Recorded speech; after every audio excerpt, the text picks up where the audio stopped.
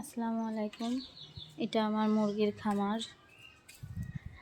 কয়দিন আগেও আমার মুরগির খামারে একদম টার্কি মুরগিতে ভরা ছিল। টার্কি, ব্রাহ্মা, এখানে ছিল দেশি ডিম পাড়ার।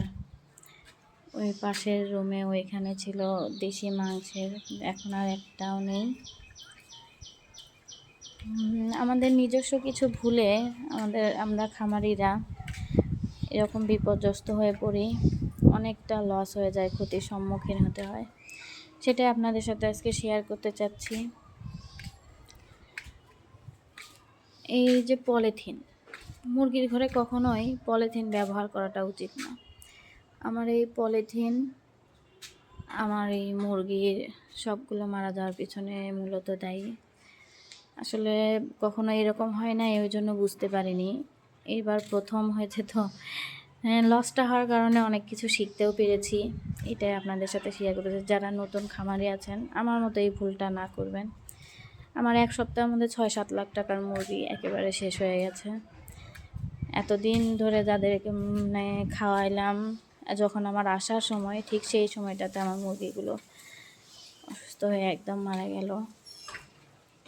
তো লস থেকে কিছুটা শিক্ষাও নেওয়া যায়। যেমন হচ্ছে, আমার মুরগির সমস্যা হয়েছিল এই ধরনের, এগুলো পলিথিন আমি শীত মনে করে নেমে রাখছিলাম।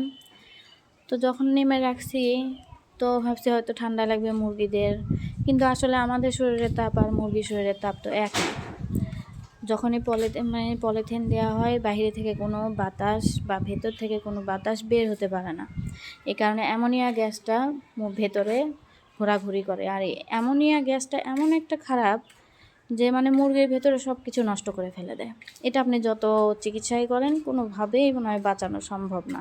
কারণ আল্লাহ যদি চায় তবে, তাছাড়া না। এই অ্যামোনিয়া গ্যাসটা ঘুরে ঘুরে যখন বের হতে পারে না, তখন মুরগির ভিতরে যায়, মুরগির ভিতরে পানি জমা করে। এই পানি জমা হওয়ার কারণে মুরগিরা দেখবেন যে আস্তে আস্তে আস্তে হঠাৎ করে হবে, আস্তে আস্তে অসুস্থ হয়ে যাওয়ার পরে একদম শেষ হয়ে যাবে।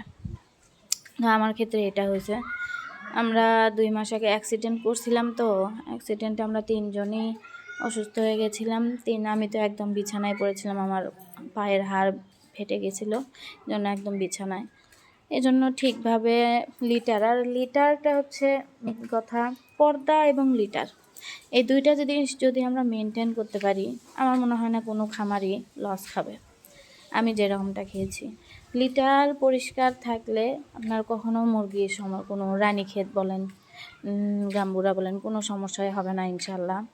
লিটারটা আমরা পড়ে থাকার কারণে ঠিকভাবে লিটার পরিষ্কার করতে পারি নাই।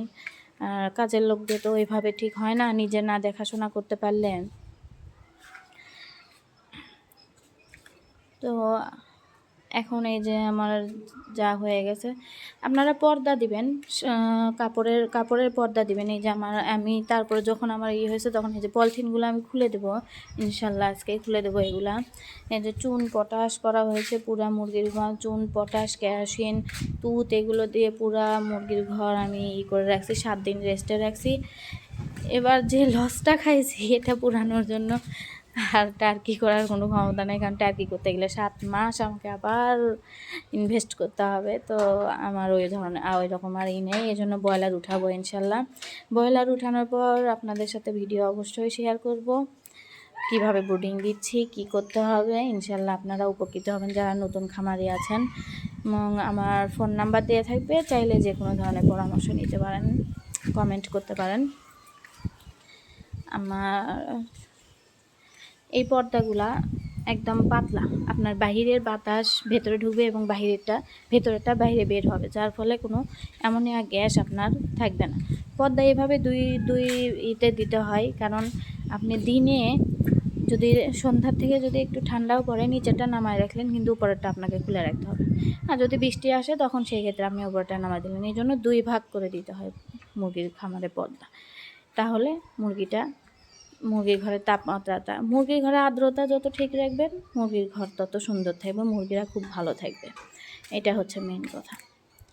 তো ঠিক আছে গাইস, আমার ব্রয়লার মুরগি আসলে আমি আপনাদের সাথে ব্রুডিংয়ের ভিডিওতে সব কিছু শেয়ার করবো, A to Z।